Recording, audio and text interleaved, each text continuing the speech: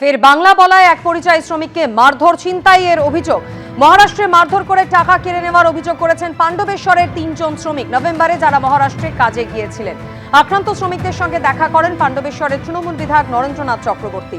রাজ্যে কাজ না থাকায় ভিন রাজ্যে যেতে হচ্ছে শ্রমিকদের, পাল্টা বিজেপি।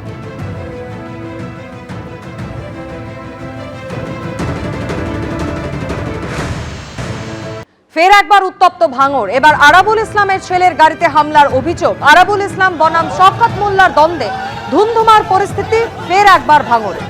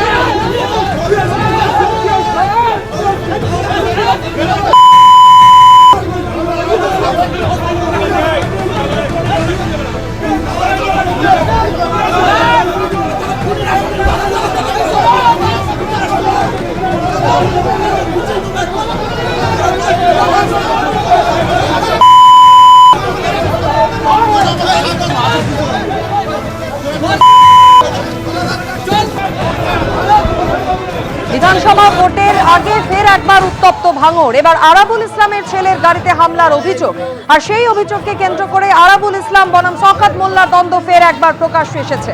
আরাবুল ইসলামের ছেলে হাকিমুল ইসলামের গাড়িতে হামলার অভিযোগ শওকত মোল্লার অনুগামীদের বিরুদ্ধে।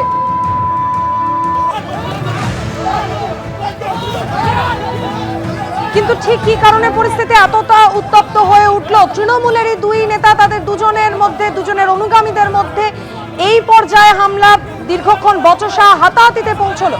এই মুহূর্তে সেখানে কি পরিস্থিতি, আরো বিস্তারিত আমাদের জানাবেন প্রতিনিধি হিন্দল দে আমাদের সঙ্গে রয়েছেন। হিন্দল, কি কারণে এই দ্বন্দ্ব?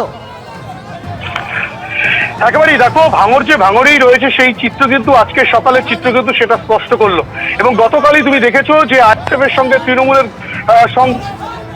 ঘটনা ঘটে, একে অপরের বিরুদ্ধে অভিযোগ করে থানায়, কিন্তু তারপরেই গতকাল রাতেই কিন্তু যে চিত্র দেখা যায়, এবারে ভাঙড়ের মধ্যে যে তৃণমূলের গোষ্ঠী কন্দল দীর্ঘদিনের ছিল, সেই গোষ্ঠী কন্দল কিন্তু আবারও প্রকাশ্যে এলো। কলকাতা পুলিশ তার আওতায় চলে এসেছে। ভাঙড়ের উৎসাহ এতটুকু কমেনি। এখানে কিন্তু গোষ্ঠী কন্দল যেটা হয়েছে যে অদূত মোল্লা, যে তৃণমূলের নেতা, সেই অদূত মোল্লার বাড়িতে গতকাল রাতে বোমাবাজি হয়েছে বলে অভিযোগ অদূত মোল্লার, এবং সেই বোমাবাজি হওয়ার পর তাকে খুনের হুমকি দেওয়া হয়। সেই খুনের হুমকি, বোমাবাজি, এই যে অভিযোগ, সেই অভিযোগকে সামনে রেখেই কিন্তু আরাবুলের ছেলে, আরাবুল ইসলামের যে ছেলে, যিনি জেলা পরিষদের সদস্য হাকিমুল ইসলাম, তিনি, তৃণমূলের আরেক নেতা প্রদীপ মণ্ডল সহ বেশ কয়েকজন তৃণমূল নেতৃত্ব, তারা কিন্তু সেই তৃণমূল নেতা অদূত মোল্লার বাড়িতে যান। যেহেতু তার বাড়িতে বোমাবাজি হয়েছে বলে তিনি অভিযোগ করছেন, তাকে প্রাণনাশের হুমকি দেওয়া হয়েছে বলে তার অভিযোগ। সেই অভিযোগে তাকে সহানুভূতি জানানোর জন্য, তার পাশে থাকার জন্য এই হাকিমুল ইসলাম, প্রদীপ মণ্ডলেরা যান।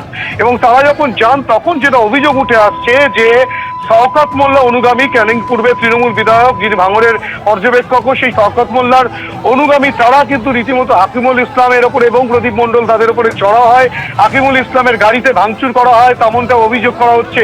তার গাড়িতে চড়া হয়েছিল শওকত মোল্লার অনুগামীরা, তেমনটাই কিন্তু হাকিমুল ইসলাম এবং প্রদীপ মণ্ডল তাদের অভিযোগ। এবং এই ঘটনার সূত্রপাত, যেটা এখনো পর্যন্ত সূত্রপাত জানা যাচ্ছে যে অদূত মোল্লা, তিনি সুভাষিস চক্রবর্তী, তৃণমূলের আরেক নেতা, জেলার নেতা, তার সঙ্গে কিন্তু তিনি দেখা করেছিলেন, এবং তার দেখা করে আসার তারপরে কিন্তু তার বাড়িতে হামলা হয় বলে অভিযোগ। এবং তার পরবর্তী ক্ষেত্রে সেই কারণেই কিন্তু হাকিমুল ইসলাম এবং অন্যান্য নেতৃত্ব তারা আজকে অদূত মোল্লার বাড়িতে যখন যান, তখন যেটা অভিযোগ উঠে আসছে যে শওকত মোল্লার যারা অনুগামী, তারা কিন্তু হাকিমুল ইসলাম এবং প্রদীপ মণ্ডল বা যারা নেতৃত্ব গেছিল তাদের উপরে হামলা চালায়। যদিও গোটা ঘটনায় শওকত মোল্লা, তিনি কিন্তু গোটা বিষয়টির সম্বন্ধে জানেন না বলে তিনি স্পষ্টত বলছেন, তিনি খোঁজ খবর নিয়ে দেখবেন যে ঘটনাটা কি ঘটেছে। কিন্তু এর আগেও আমরা যেটা দেখতে পেয়েছিলাম যে বারংবার খবরে কিন্তু উঠে এসেছিল শিরোনামে যে তৃণমূলের গোষ্ঠী কোন্দলে উত্তপ্ত হয়ে উঠেছিল ভাঙর, গুলি চালানোর ঘটনা, বোমাবাজির ঘটনা, একে অপরের বিরুদ্ধে অভিযোগের ঘটনা।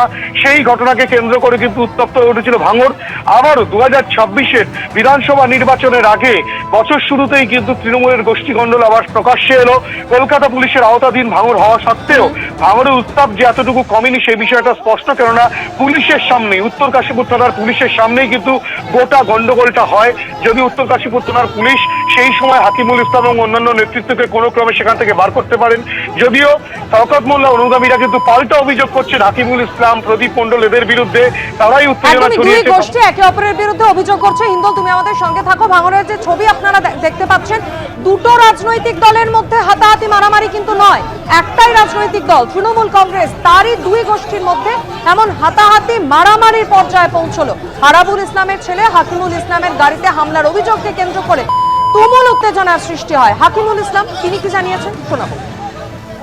নোংরামি হচ্ছে, নোংরামি আমরা অফিসের উপরে একটা আক্রমণ করার চেষ্টা করা হয়েছিল কালকে, সেই নিয়ে মোটামুটি আমরা এসেছিলাম একটা কথা বলতে, চা খেতে এসেছিলাম। সেই নিয়ে মোটামুটি যে নোংরামিগুলো শওকত মোল্লার নেতৃত্বে যারা করছে এগুলো মেনে নেওয়া যায় না।